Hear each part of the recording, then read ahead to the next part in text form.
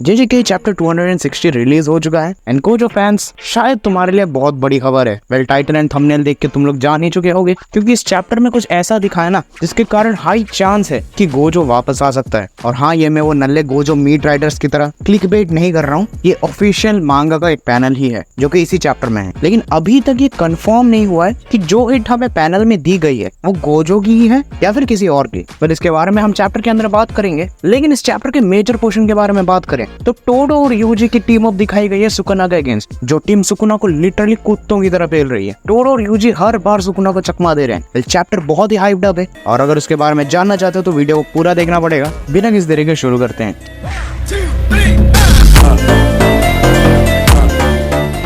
Chapter की शुरुआत में हमें बताया जाता है कि क्योंकि टोडो के पास दूसरा हाथ नहीं है तो उसने एक वाइब्रस लैप नाम के एलिमेंट से खुद के हाथ को रिप्लेस कर लिया। मतलब टोडो अपने दूसरे हाथ की जगह उस वाले इंस्ट्रूमेंट का यूज करने वाला है जहां टोडो उस वाइब्रस लैप को हिट करेगा और अंदर के मौजूद वुडन बॉक्सेस की वजह से वो बार बार कोलाइड होगा और उसकी वजह से उसकी बूगी बूगी टेक्निक एक्टिवेट होगी। अब क्योंकि टोडो उसे हिट करने के बाद कोलिजन्स बहुत बार होंगे तो इसकी मदद से टोडो की टेक्निक बहुत हद तक एक्सपेंड हो चुकी है। मतलब ऐसा मान लो कि टोडो एक ही बार में 50 बार स्वॉप कर सकता है। अब इसी टेक्निक के साथ फाइट शुरू हो जाती है और सुकुना का कुत्ते की तरह पिटना चालू हो जाता है और हमें पता चलता है कि सुकुना अकेला नहीं है जो बाइंडिंग वॉल को जानता है, अपना टोडो भी यूज कर रहा है। चलो अच्छी बात है क्योंकि पिछले चैप्टर तक तो मैं सोच रहा था कि सुकुना के अलावा किसी को बाइंडिंग वॉल का फुल पोटेंशियल यूज करना आता ही नहीं है। मतलब भाई सुकुना कुछ भी करे जा रहा था पिछले चैप्टर तक। टेक्निक वीक है बाइंडिंग वॉल, पावर कम है बाइंडिंग वॉल, डोमेन नहीं खुल रहा बाइंडिंग वॉल। अब यहीं पर हमें बताया जाता है कि टोडो ने बाइंडिंग वॉल के लिए यूज क्यों की। उसने दरअसल इसका इस्तेमाल किया अपने ही स्वॉम्पिंग को कुछ नंबर तक लिमिट करने के लिए और ऐसा करके वो अपनी कर्स टेक्निक की एफिशिएंसी बढ़ा सकता है। वेल इसी बाइंडिंग वॉल की मदद से टोडो ने पिछले चैप्टर में जो डोमेन में बहुत सारे सोर्सर्स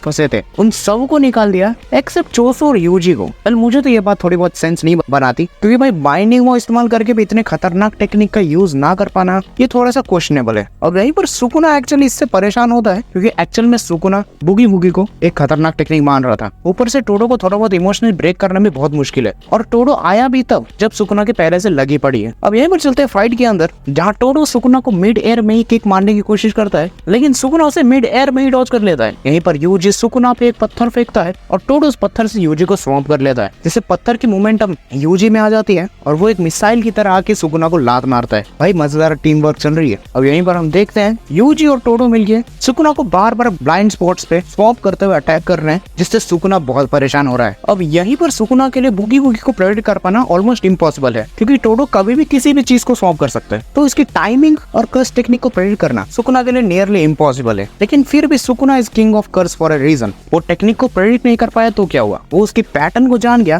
और वो काइंड ऑफ कुछ मूव्स को तो प्रेडिक्ट करने में कामयाब रहा। जहाँ सुकुना के मुंह से ही हम सुनते हैं कि टोडो यूजी को तभी स्वॉम्प करता है जब सुकुना को मारने से पहले उसका फोकस पीक पर होता है। मतलब फोकस जब भी पीक पर होता है so there is a high chance कि यूजी एक ब्लैक फ्लैश अटेम्प्ट कर ले। अब यहीं पर सुकुना अपने दिमाग का रॉकेट साइंस लगाता है और एक साइड की तरफ जोरदार मुक्का मारता है ये प्रेडिक्ट करते हुए कि यूजी यहीं पर स्वॉम्प होगा। लेकिन यहीं पर सुकुना देखते हैं मेमे का एक क्रो जिसपे वो रियलाइज कर जाता है कि उसका चूतिया फिर से गड़ गया क्योंकि सुकुना प्रेडिक्ट कर रहा था कि टोडो मेमे के उस कब्जे से स्वॉप करेगा और सुकुना को पीछे से मारेगा। लेकिन टोडो ने एक्चुअल में स्वॉप किया ही नहीं और यहीं पर यूजी आता है और बहुत ही भयंकर ब्लैक फ्लैश देता है। अब यहीं पर पता नहीं क्यों सुकुना के अंदर नरसिम्हा का अवतार चढ़ जाता है और वो अपने क्लॉथ से सुकुना की छाती को चीर देता है। अब यहीं पर सिचुएशन को बुरा होते हुए देख के सुकुना ट्राई करता है अपना डोमेन खोलने के लिए। लेकिन तैयार हो जाओ इस चैप्टर के पीक मोमेंट के लिए कि सुकुना को धूल के अंदर एक परछाई नजर आती है जिसे सुकुना देखते ही पहचान जाता है। इसी परछाई को एडिटर के द्वारा बताया जाता है कि ये वो स्ट्रॉन्गेस्ट घोस्ट है जिसे सुकुना ने अपने हाथों से मारा था। और अब तक का सबसे स्ट्रॉन्गेस्ट बंदा कौन है जिसे सुकुना ने मारा? The answer is one and only Kit Kat. जी हाँ, गोजो। अब यहाँ पर एडिटर की एक और बात है जो कि गोजो की तरफ और भी ज्यादा इशारा करती है कि दोज आइज आर अनमिस्टेकेबल, कि उस आंखों को भूलना नामुमकिन है। और यहीं पर चैप्टर खत्म होता है। वेल मैं यहाँ पर 98% श्योर हूँ कि ये बंदा गोजो ही हो सकता है। 2% का इसलिए क्योंकि मैं कभी भी किसी चीज की गारंटी नहीं देता